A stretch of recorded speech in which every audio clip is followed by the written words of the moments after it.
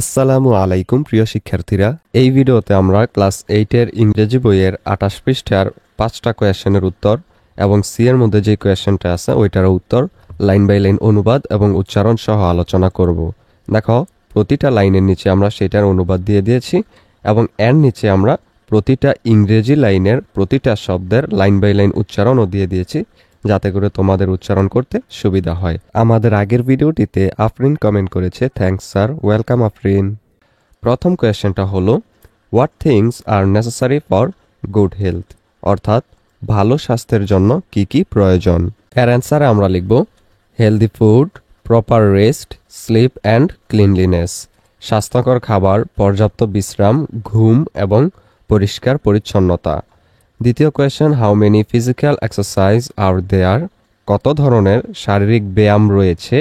এর অ্যান্সারে আমরা লিখব there are different kinds of physical exercises, বিভিন্ন ধরনের শারীরিক ব্যায়াম রয়েছে। 3 number question, why do we need physical exercise, আমাদের কেন শারীরিক ব্যায়াম প্রয়োজন।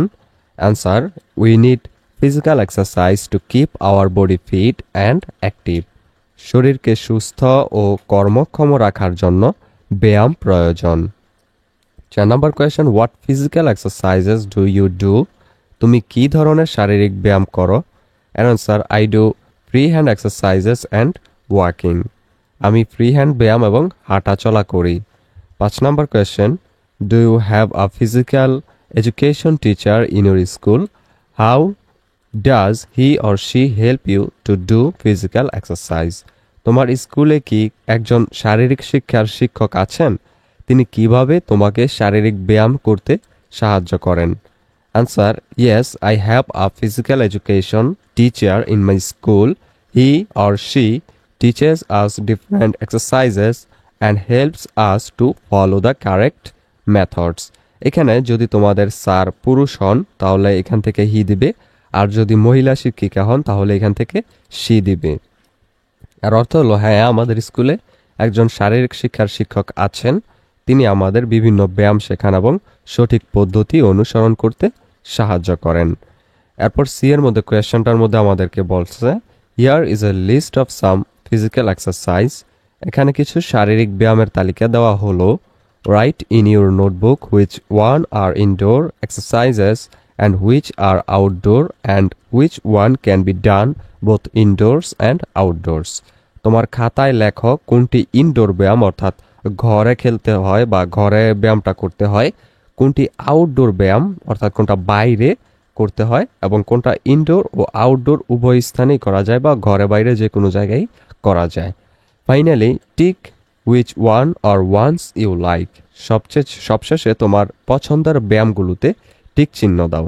এরপর then tell the class the reasons for your liking, তারপর তোমার পছন্দের কারণগুলো ক্লাসে বলো।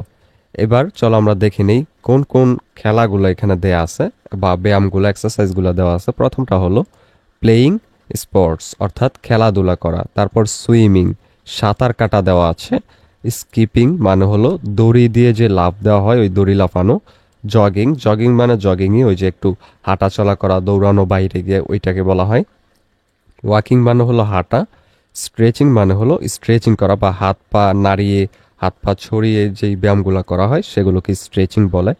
এবার আমরা উত্তর দিব, I like playing sports because sports are sources of recreation, এর মানে হলো আমি খেলাধুলা পছন্দ করি কারণ খেলাধুলা বিনোদনের উৎস। Sports flourish hour mental and physical growth, অর্থাৎ খেলাধুলা আমাদের মানসিক ও শারীরিক বিকাশ ঘটায়। তাহলে প্রথম যেই প্রশ্নটুকু আমাদেরকে করা হয়েছিল যে কোনটা আমরা পছন্দ করি, কেন পছন্দ করি, সেইটুকু কিন্তু আমরা এখানে উত্তরটা এইটুকুর মধ্যে দিয়ে দিলাম। এবার আমাদেরকে যে বলছে কোনটা ইনডোর কোনটা আউটডোর সেটা লিখতে, এবং আমাদেরকে কিন্তু বলছিল যে আমরা যেটা পছন্দ করি সেটাতে যেন টিক দেই। তো আমরা কিন্তু পছন্দ করেছি এখান থেকে এইটা প্লেয়িং স্পোর্টস, এই যে আমরা কিন্তু এখানে প্লেয়িং স্পোর্টস দিছি, তাই না? এই যে playing sports, I like playing sports, এই কারণে আমরা এটাতে একটা টিক দিয়ে দিয়েছি। তুমি যদি এইটা পছন্দ করে থাকো তাহলে এইটাতেই টিক দাও, তুমি যদি সাঁতার পছন্দ করো তাহলে এইটাতে টিক দিতে পারো, যদি হাঁটার ব্যায়াম পছন্দ করো তাহলে এইটাতে দিতে পারো, তোমার যেটা ইচ্ছা সেটাতে এরকমভাবে টিক দিয়ে নাও। তো এইবার চলো আমরা দেখে নেই পরবর্তীতে কোনগুলো ইনডোর কোনগুলো আউটডোর। ইনডোরের মধ্যে শুধু হলো স্ট্রেচিং অর্থাৎ হাত পা প্রসারণ করা বা নাড়ানো, এটা ইনডোরে করা হয়। এরপর সাঁতার কাটাটা হলো আউটডোর এটা, এবং জগিংও কিন্তু আউটডোর অর্থাৎ বাইরে করতে হয় জগিং দৌড়ানোর জন্য। এরপর ওয়াকিং বা হাঁটাও কিন্তু বাইরেই হাঁটতে হয়। এরপর বোথ মানে উভয় জায়গায় যেটা করা যায় ঘরেও বাইরেও, সেটা হলো প্লেয়িং স্পোর্টস, খেলাধুলা ঘরেও করা যায় বাইরেও করা যায়, কিছু খেলা আছে এমন। এরপর স্কিপিং দড়ি লাফানো, এটা কিন্তু ঘরেও দড়ি লাফ করা যায় আবার বাইরেও দড়ি লাফ করা যায়। তাই এই ঘরে আমরা লিখবো শুধু এই দুইটা। এই ভিডিওটি এই পর্যন্তই। পরবর্তী ভিডিওতে আমরা 29 পৃষ্ঠার ডি এর যে কাজটা দেওয়া আছে ওই কাজটার উত্তর নিয়ে আলোচনা করব, লাইন বাই লাইন অনুবাদ এবং উচ্চারণ সহ। সেই ভিডিওটা পেতে হলে অবশ্যই চ্যানেলটিকে সাবস্ক্রাইব করে রেখো।